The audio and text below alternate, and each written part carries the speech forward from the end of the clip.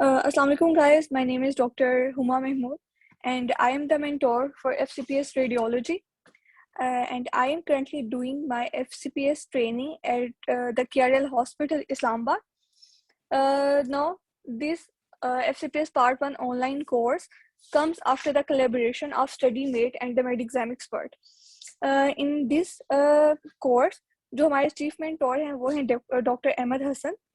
Remaining जो हमारी team है उसमें हैं डॉक्टर मोविस जो कि हैं ईएनटी के लिए, डॉक्टर अली हैं for eye, doctor Hamad Ayaz हैं फॉर मेडिसिन, डॉक्टर सैरिश हैं for gynae and doctor Taimur हैं डेंटिस्ट्री के लिए. तो ये हमारी है कोर टीम.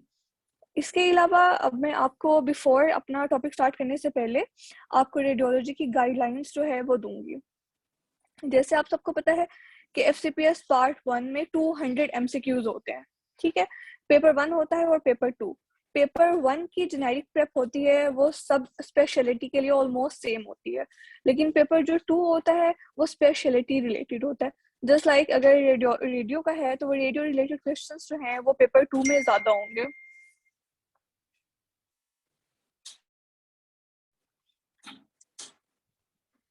ओके गाइस, दोबारा से मैं आपको अपना इंट्रोडक्शन दे देती हूँ. My name is Dr. Huma and I am the mentor for FCPS Radiology. I am currently doing my post-graduation training at the KRL Hospital. Our this FCPS Part 1 online course comes after the collaboration of StudyMate and the MedExam Expert. जो हमारी team है उसके में हमारे chief mentor जो हैं वो हैं डॉक्टर अहमद हसन, डॉक्टर मोविज हैं फॉर ENT, डॉक्टर अली हैं फॉर आई, डॉक्टर हमाद हैं फॉर मेडिसिन, डॉक्टर सैरिश हैं फॉर गायनी, डॉक्टर तैमूर हैं फॉर डेंटिस्ट्री. मैं जो हूँ मैं रेडियो की हूँ मेंटोर. इस वजह से बिफोर कि मैं अपना टॉपिक स्टार्ट करूँ मैं आपको रेडियो रिलेटेड कुछ गाइडलाइंस जो है वो दूंगी. जैसे आप सबको पता है कि FCPS पार्ट 1 में 200 MCQs होते हैं. पेपर 1 होता है और पेपर 2. पेपर 1 की जो जेनेरिक प्रेप है वो ऑलमोस्ट सब स्पेशलिटी की सेम होती है. पेपर 2 जो होता है वो स्पेशलिटी रिलेटेड होता है. जस्ट लाइक इन केस अगर रेडियो है तो रेडियो के क्वेश्चंस जो हैं वो ज़्यादा होंगे पेपर 2 में. अब अगर रेडियोलॉजी है तो रेडियोलॉजी में हमें किस चीज़ पे फोकस करना चाहिए, कौन सी बुक्स हैं जो हमें ज़्यादा अच्छे तरीके से करनी है as compare to other specialities. अच्छा, अब रेडियो का ये है कि रेडियो में डेफिनेटली एनाटॉमी बहुत ज़्यादा पूछी जाती है, ठीक है, पेपर 1 में भी और पेपर 2 में भी. इसलिए पहली बात यह है कि आपकी एनाटॉमी बहुत ज़्यादा स्ट्रॉन्ग होनी चाहिए. अब एनाटॉमी के लिए आप कौन कौन सी बुक जो है वो फॉलो करेंगे. एनाटॉमी के लिए आप स्नेल रिव्यू जो है वो आप कंप्लीट करेंगे, ठीक है. उसके बाद आप एटलस खोलेंगे. एटलस खोलना इसलिए ज़रूरी है क्योंकि जब आप डायग्राम्स को देख रहे होते हैं तो आप चीज़ों को अच्छी तरह से ग्रास्प कर सकते हैं एज़ कम्पेयर अगर आप सिर्फ बुक रीड करें. तो कोशिश करें कि आप जब स्नेल रिव्यू कर रहे हो सब एटलस खोलें या जस्ट गूगल कर लें. जो भी आप अगर ब्लड सप्लाई वगैरह देख रहे हैं या कोई भी चीज़ देख रहे हैं, एनाटॉमी देख रहे हैं आप, तो बेहतर है कि आप उसको विजुलाइज लाजमी करें एनाटॉमी को साथ. उसके बाद स्नेल रिव्यू कंप्लीट करने के बाद आपने RG-LAS करनी है. RG-LAS से कौन कौन से टॉपिक्स करने हैं, एब्डोमेन करना है और हेड एंड नेक. अब जब आपने स्नेल रिव्यू से एब्डोमेन पढ़ना शुरू किया तभी आप साथ RG-LAS खोलें, उस वहाँ से भी एब्डोमेन की रीड दें. अब स्नेल रिव्यू से भी आप एब्डोमेन कर रहे हैं, RG-LAS से भी एब्डोमेन कर रहे हैं. RG-LAS में जो आपको एक्स्ट्रा पॉइंट्स लगे वो आप स्नेल रिव्यू में ऐड कर लें, या आप ऐसे कर सकते हैं कि सेपरेट नोट्स बना लें. उसके बाद इसी तरह से जब आपने हेड एंड नेक करना है तो हेड एंड नेक आप पहले स्नेल रिव्यू से करें, उसके बाद आप साथ ही RG-LAS स्टार्ट करें अपनी. अब जब आपने RG-LAS जो है वो स्टार्ट की है तो जो आपके पास एक्स्ट्रा पॉइंट्स होंगे वो आप या तो स्नेल रिव्यू में ऐड कर लें या फिर नोट्स जो हैं वो बना लें. मैंने जो रेडियो की प्रिपरेशन की थी, क्योंकि डेफिनेटली एनाटॉमी ऐसी होती है कि बहुत वोलेटाइल सी है कि आपको मेमोराइज नहीं रह सकती, तो मैंने from the first day anatomy के नोट्स बनाए थे. नोट्स इस तरह से बनाए थे जस्ट लाइक कि अगर मैं थॉरेक्स कर रही हूँ तो थॉरेक्स में मुझे लगा कि जैसे फ्रैक्चर जो है रिब्स का, उसमें जो मोस्ट कॉमन साइट है कहाँ से फ्रैक्चर होता है तो वो एंगल ऑफ रिब है. तो मुझे लगा कि ये पॉइंट इंपॉर्टेंट है तो मैंने सिर्फ उसको नोट कर लिया, ठीक है, अपने नोट्स में. इसी तरह से अगर थॉरेक्स मेरे पास 10 पेजेस का था तो मैंने थॉरेक्स में से 3 to 4 पेजेस जो मुझे इंपॉर्टेंट लगे कि ये इंपॉर्टेंट है मैंने वो नोट्स बना लिए अपने, सो डैट ताकि मैं उनको एंड पे रिवाइज कर सकूं. क्योंकि एंड पे रिवीजन जो है बहुत ज़्यादा ज़रूरी होती है. ज़रूरी नहीं है कि जो हमने फर्स्ट मंथ में चीज़ें पढ़ी हैं वो हमें एंड तक याद रहे। मेरी तो मेमोरी इतनी अच्छी नहीं है, मैं तो भूल जाती हूँ, इसलिए मैंने नोट्स बनाए। अब ये पर्सन टू पर्सन वेरी करता है। अगर आपको नोट्स बनाने की आदत है तो आप वो बना लें, लेकिन अगर आपको नोट्स बनाने की आदत नहीं है, आपको लगता है कि टाइम वेस्ट होता है उससे, तो आप बुक्स पे हाईलाइट कर लें। मतलब हाईलाइटर्स इस तरह से यूज़ करें कि अगर आप रेड हाईलाइट कर रहे हैं तो आपको पता हो कि ये आपने एंड पे चीज़ें रिवाइज करनी है। इस तरह से कलर कोडिंग करें, बुक पे कलर कोडिंग करें, ताकि आपको पता हो कि ये चीज़ें जो हैं ये आपको नहीं भूल के जानी, ठीक है, ये चीज़ें जो है ये मेमोराइज करनी है। इस तरह से एनाटॉमी का मैंने आपको बता दिया कि आपने स्टैंड रिव्यू करनी है और एटलस और साथ आरजे लास्ट। इसके बाद आपने करनी है न्यूरो एनाटॉमी। न्यूरो एनाटॉमी बहुत ज़्यादा इंपॉर्टेंट है। इस तरह से इंपॉर्टेंट है कि कैप्लॉन से आपने न्यूरो एनाटॉमी करनी है। अब न्यूरो एनाटॉमी आपने कंप्लीट करनी है और इसमें ब्लड सप्लाई, ब्रेन के एरियाज, कौन कौन सा ब्रेन का एरिया है और उसकी ब्लड सप्लाई क्या है, ये सारी चीज़ें जो है वो बहुत अच्छे से होनी चाहिए आपकी। इसके बाद आपने एमब्रियो करनी है। मोस्टली हमारे अदर स्पेशलिटीज़ में हमें एमब्रियो एक माइनर डेफिनेटली सब्जेक्ट है, उस तरह से एमब्रियो करने की ज़रूरत नहीं होती, लेकिन आपको रेडियो में एमब्रियो करने की ज़रूरत है। आपने हाई लेवल से एमब्रियो करनी है। उसका भी करने का तरीका ये है कि जस्ट गो अ सिंगल रीड, उसमें जो आपको इंपॉर्टेंट पॉइंट लगे उसको नोट डाउन कर लें या हाईलाइट कर लें कि ये जो है ये आ सकते हैं। अब जब आपने तैयारी करना शुरू की, मैं आपको 3 मंथ्स का थोड़ा सा रफ सा प्लान बताऊंगी, ताकि जितने भी स्टूडेंट्स हैं जो रेडियो की तैयारी कर रहे हैं उनको पता चल जाए कि उन्होंने 3 मंथ्स में किस तरह से रेडियो को लेकर चलना है। तो 45 डेज आपने थ्योरी को देने हैं, ठीक है। आपने सबसे पहले एनाटॉमी शुरू करनी है, ठीक है। आपने जस्ट लाइक थोरेक्स स्टार्ट किया, एक दिन में अगर आप थोरेक्स कर रहे हैं तो उसी के साथ आप राबिया अली के एमसीक्यू सॉल्व करेंगे। अब आपने फ्रॉम द फर्स्ट थ्योरी और एमसीक्यूज को साथ साथ लेके चलना है, ठीक है। एनाटॉमी की आपने, एम्ब्रियो की आपने, न्यूरो एनाटॉमी आपने की, आपने फिर फर्स्ट एड, ठीक है, फर्स्ट एड पे मूव करना है। फर्स्ट एड हम सिस्टम्स के लिए करेंगे, लेकिन फर्स्ट एड तब इजी होगी जब आपने बीआरएस फिजियो या बीआरएस पैथो की होगी। अगर आपने बीआरएस फिजियो या बीआरएस पैथो नहीं की हुई तो फर्स्ट एड आपके लिए करना मुश्किल होगी। फर्स्ट एड से अपने सारे सिस्टम्स कंप्लीट करने हैं। अब फर्स्ट एड में जो पोर्शन है एनाटॉमी है, फिजियो है, पैथो है, फार्मा है। अब एनाटॉमी वाला पोर्शन तो आप ऑलरेडी एनाटॉमी से कर चुके होंगे तो वो आपको बहुत जल्दी हो जाएगा। रिमेनिंग फिजियोपैथो वो आप अच्छी करें उससे, बाकी रहेगी फार्मा। फार्मा जो है वो इतनी ज़्यादा करने की जरूरत नहीं है, ठीक है। फार्मा के अगर आप एमसीक्यू सॉल्व कर रहे होंगे जब राबिया अली से, तो आपको पता चल जाएगा कि ये चीज़ इंपॉर्टेंट है तो सिर्फ वही चीज़ इंपॉर्टेंट करें, बाकी रिमेनिंग सब कुछ करने की जरूरत नहीं है। तो from the first day 45 days इस तरह से डिवाइड करें कि आपने थ्योरी भी करनी है और साथ एमसीक्यूज भी करनी है, और एमसीक्यू सब्जेक्ट वाइज करने हैं राबिया अली से। जस्ट लाइक आप डिवाइड कर लें कि अगर आप अपर लिम कर रहे हैं तो आपने अपर लिम के साथ ही एमसीक्यूज, अगर राबिया अली में 200 एमसीक्यूज हैं तो आप इस तरह से डिवाइड करें कि 100 एमसीक्यूज आज और 100 एमसीक्यूज नेक्स्ट डे पे, ठीक है। तो 45 डेज में आप सारा कुछ कंप्लीट करेंगे जिसमें थ्योरी होगी और राबिया अली के एमसीक्यूज होंगे। जो रिमेनिंग 45 डेज होंगे उसमें आप क्या करेंगे, उसमें आप गोल्डन फाइल्स करेंगे, ठीक है। गोल्डन फाइल्स करेंगे, जो उनकी डिस्कशन हो रही होंगी वो देखेंगे आप। उसके अलावा जितने भी एफसीपीएस मेट जो है वो करेंगे आप।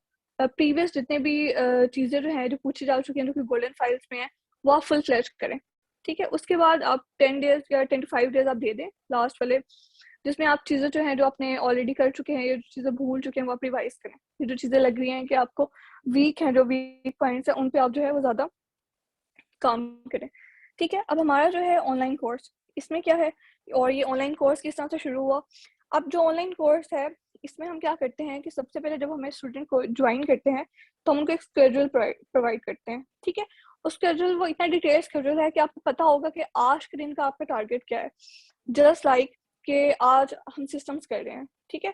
सिस्टम में आपको बताया गया होगा कि आपने सीवीएस जो है वो इतना करना है, सीवीएस के लेक्चर जो हैं वो करने हैं और साथ इतने एमसीक्यूज करने हैं। एमसीक्यूज की भी डिवीजन हुई हुई है और 150 से ज़्यादा एक दिन में एमसीक्यूज नहीं है, ठीक है।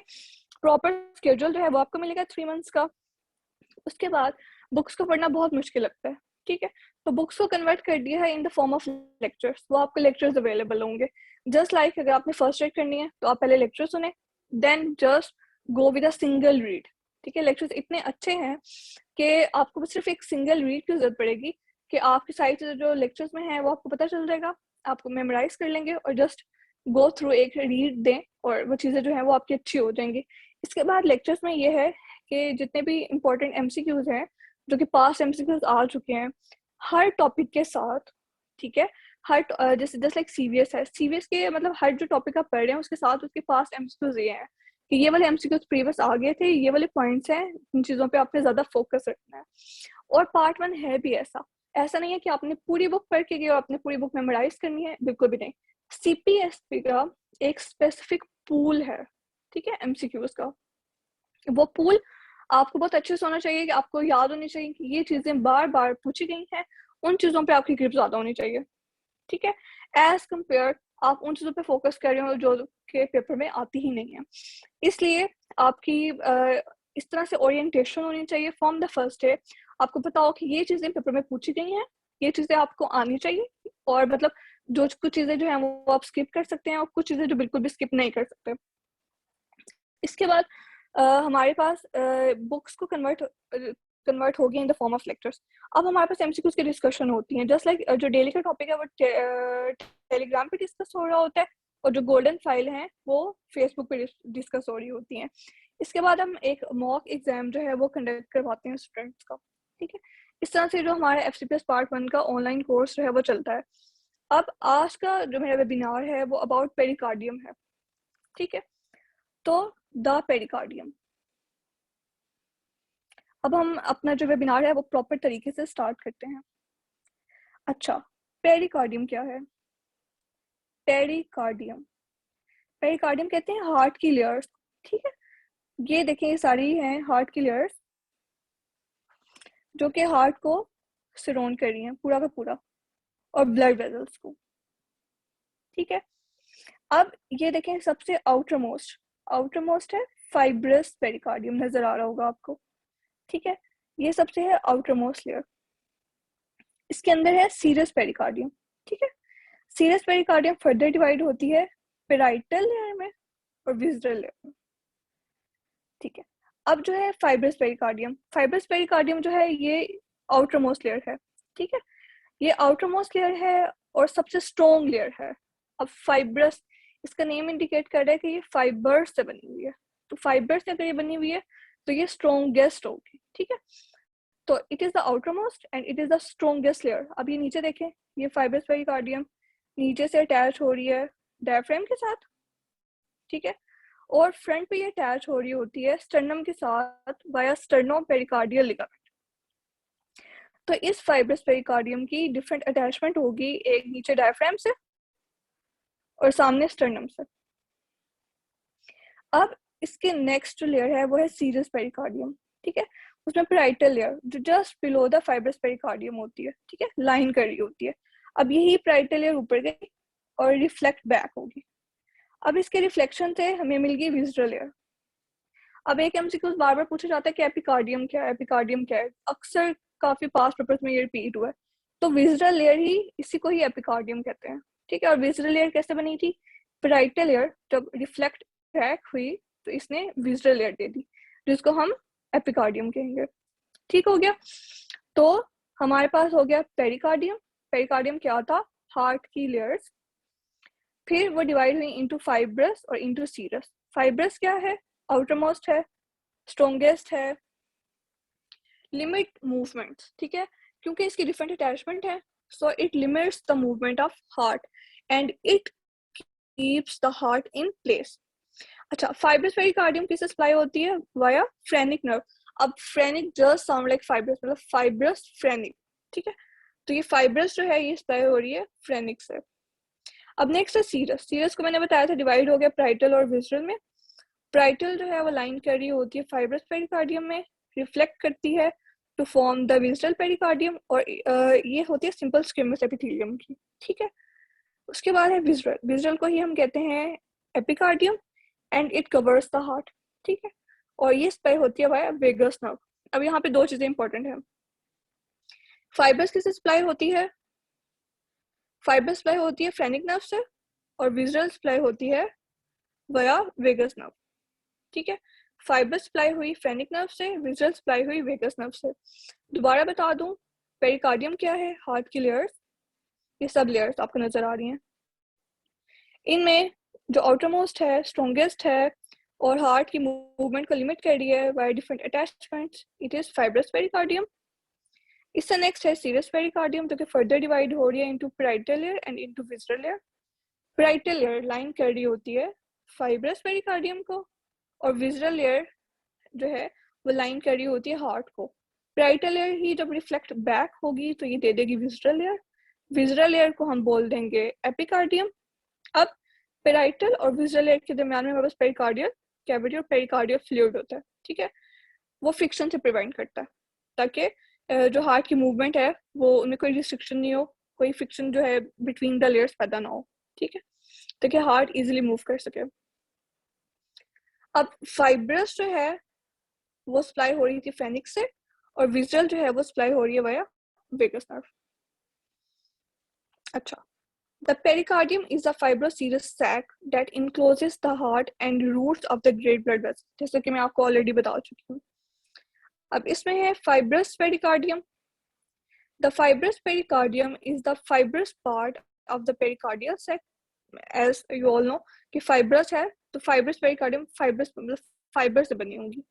It is strong and it limits unnecessary movement of the heart. It fused above with the wall of the great blood vessels. ऊपर से great blood vessels के साथ fuse हो रही होती है। It is attached anteriorly to the sternum via sternopericardial ligament. ठीक है। अब है serous pericardium. Serous pericardium has both a parietal and a visceral layer. The parietal layer lines the fibrous pericardium and it is deflected around the roots of great vessels to become continuous with the visceral layer. अब जो है हमारे पास parietal layer, उसके reflection से हमें visceral layer मिलेगी, which closely covers the heart, the epicardium. अब ये वाला MCQ बहुत इंपॉर्टेंट है, आपसे पूछा भी जाएगा कि एपिकार्डियम क्या है। तो एपिकार्डियम क्या है? Visceral layer. The pericardial cavity is a slit-like space between the parietal and the visceral layer. मैंने ऑलरेडी बता दिया कि visceral parietal layer के दरमियान में हमारे पास pericardial cavity होती है, जहाँ पे pericardial fluid होता है। अब है हमारे पास दो साइनसेस, एक होती है ट्रांसवर्स साइनस और एक होती है ओब्लिक साइनस। अच्छा, यहाँ पे देखें, ये है ट्रांसवर्स साइनस, ये थ्रू एंड थ्रू साइनस है। हार्ट सेपरेट हो रहा है पल्मोनरी ट्रंक और एओर्टा से, ठीक है। एक थ्रू एंड थ्रू साइनस, इसको हम कहते हैं transverse sinus. Transverse sinus is the reflection of serous pericardium around ascending aorta and the pulmonary trunk and the reflection around the great veins. जबकि oblique sinus क्या है? It is a cul-de-sac sinus जिसका dead end होता है। Is a recess formed by the reflection of serous pericardium around the vena cava and the four pulmonary veins. ठीक है, दोबारा एक दफा हम रिवाइज कर देते हैं ताकि आपको पेरिकार्डियम जो है एटलीस्ट वो अच्छे से याद हो जाए। पेरिकार्डियम क्या है? हार्ट की लेयर्स जिन्होंने हार्ट को सराउंड किया हुआ है, डिवाइड हुई फाइब्रस में और सीरस में। Fibrous outermost strongest limits the movement of heart, keeps the heart in place. Serous further divide हुई into parietal and into visceral layer. इन दोनों लेयर्स के दरमियान में हमारे पास पेरिकार्डियल कैविटी है जिसमें पेरिकार्डियल फ्लूइड है। विसरल लेयर को ही हम एपिकार्डियम बोलेंगे। दूसरा इंपॉर्टेंट पॉइंट, फाइब्रस की जो है सप्लाई वो है वाया फ्रेनिक नर्व और विसरल की है वाया वेगस नर्व। बस यही है पेरिकार्डियम, ठीक है। ये इंपॉर्टेंट बातें थी इसमें। अब जो एमसीक्यूज पेरिकार्डियम से रिलेटेड पूछे गए हैं, pericardiocentesis left of sternum fifth and sixth intercostal space में होती है। एपिकार्डियम क्या है? Visceral layer of serous pericardium. फिर एपिकार्डियम रिपीट हुआ, visceral layer of serous pericardium. Visceral pericardium की सप्लाई क्या है? वेगस नर्व, और फाइब्रस की है फ्रेनिक नर्व, ठीक है। तो ये पेरिकार्डियम से रिलेटेड एमसीक्यूज जो हैं वो पूछे गए हैं। अच्छा, अब हमारा जो है रेगुलर ऑनलाइन कोर्स जो है फेब अटेम्प्ट के लिए वो स्टार्ट हो रहा है फ्रॉम द 1 नवंबर। अच्छा, जैसे मैंने आपको पहले ही भी 3 मंथ्स का एक ऑनलाइन मतलब 3 मंथ्स का एक आपको स्केड्यूल सा प्रोवाइड कर दिया है कि 3 मंथ्स में आपने किस तरह से प्रिपरेशन जो है वो करनी है, किस तरह से करनी है। 45 डेज, ठीक है, रफ सी डिवीजन है हमारा जो ऑनलाइन फ्रॉम द 1 नवंबर जो शुरू हो रहा है उसमें तो आपको प्रॉपर स्केड्यूल मिलेगा, ठीक है। अब जो 3 मंथ्स का ऑनलाइन कोर्स है उसमें मेडिसिन की स्पेशलिटी के लिए हमारे पास हैं डॉक्टर हमादिया, सर्जरी एंड अलाइड है, ठीक है। डॉक्टर अहमद हसन उसको कवर करेंगे। डायग्नोस्टिक रेडियोलॉजी को मैं कवर कर रही हूँ। गायनी ऑप्स के लिए डॉक्टर सैरिश हैं। ऑप्थल्मोलॉजी के लिए डॉक्टर अली हैं। ENT के लिए डॉक्टर मोविस हैं और डेंटिस्ट्री के लिए डॉक्टर तैमूर हैं। अच्छा, अब हमारा जो ऑनलाइन कोर्स है, इसका कोर्स का फॉर्मेट क्या है, ठीक है। सबसे पहले तो जब भी कोई स्टूडेंट हमें ज्वाइन करता है तो हम उसे फुल फ्लेज स्केड्यूल जो है वो प्रोवाइड कर देते हैं। उसके बाद उसको वीडियो लेक्चर्स जो हैं वो अवेलेबल होते हैं, ठीक है। और video lectures through out the day उसको अवेलेबल रहेंगे। और स्केड्यूल में बताया गया होगा कि उसने अगर CVS है तो 3 days में ख़त्म करना है, जिसमें वो लेक्चर्स भी देखेंगे, साथ MCQs भी होंगे, ठीक है। उसके बाद अब MCQs की बारी आती है, तो MCQs की जो डिस्कशन हो रही होगी वो टेलीग्राम पे चल रही होगी, ठीक है। जो डेली टॉपिक होगा हमारा, जस्ट लाइक कि आज हमारा CVS है तो उसी CVS की डिस्कशन जो है वो टेलीग्राम पे हो रही होगी। उसके अलावा गोल्डन फाइल्स की जो डिस्कशन हो रही होगी वो फेसबुक पे हो रही होगी। उसके अलावा हर स्पेशलिटी के लिए डिफरेंट मेंटोर्स हैं, ठीक है। कोई भी गाइडलाइन चाहिए हो, कोई भी मसला हो या कोई भी किसी किस्म का भी प्रॉब्लम क्रिएट हो रहा हो, तो वो जो है वो अपने मेंटोर से डायरेक्टली जो है कॉन्टेक्ट कर सकते हैं। अच्छा, तो course formats include discussion of basic topics tested in FCPS part 1 exam. Definitely जो हमारे ग्रुप्स ऑन पे डिस्कशन हो रही होती है। Video lectures that will be available throughout the day, video lectures जो हैं वो अवेलेबल होंगे आपको। Live session if missed will be available in a video form throughout the day. Discussion of latest golden files, mock exam at the end of course, जैसे मैं आपको already बता चुकी हूँ। Multiple test to assess your knowledge, study guidelines and plan और guideline तो आपको already जो है वो मिल चुकी होगी। Access to private Facebook study group, ठीक है, जहाँ पे हमारे पास जो गोल्डन फाइल्स हैं उनकी डिस्कशन हो रही होगी। Practice of MCQs and 1-to-1 access to mentors. जो हमारे चीफ मेंटोर हैं वो है doctor Ahmad Hasan. Remaining mentor team में डॉक्टर हमाद याज हैं फॉर मेडिसिन, मैं हूँ फॉर रेडियोलॉजी। डॉक्टर सैरिश हैं फॉर गायनी, डॉक्टर अली हैं फॉर आई, डॉक्टर मोविस हैं फॉर ENT, डॉक्टर तैमूर हैं फॉर डेंटिस्ट्री। ये कुछ जो है हमारा पैकेज है। हमारे पास बहुत लिमिटेड सीट्स हैं क्योंकि हम उतने स्टूडेंट्स लेंगे जिनको हम प्रॉपर जो है तैयारी करवा सकें, ठीक है। तो लिमिटेड सीट्स अवेलेबल हैं। ये FCPS मेट है बुक, ठीक है, जिसमें आपको सिंगल लाइन जो MCQs के फॉर्म में है वो मिलेंगे और इसके साथ डिस्कशन भी मिलेगी MCQs की। उसके बाद FCPS मेड गोल्ड रिकॉल्स है, जिसमें जितने भी प्रीवियस MCQs जो हैं वो डिस्कस हुए हुए हैं। FCPS made gynae and ops है, ठीक है, गायनी वालों के लिए है ये। इसमें भी जितने भी गोल्ड रिकॉल गायनी ऑप्स के वो हैं और मिनिमम नंबर ऑफ मिस्टेक्स हैं। प्रॉपर डिस्कशन और एक्सप्लेनेशन है इसमें भी। Any question?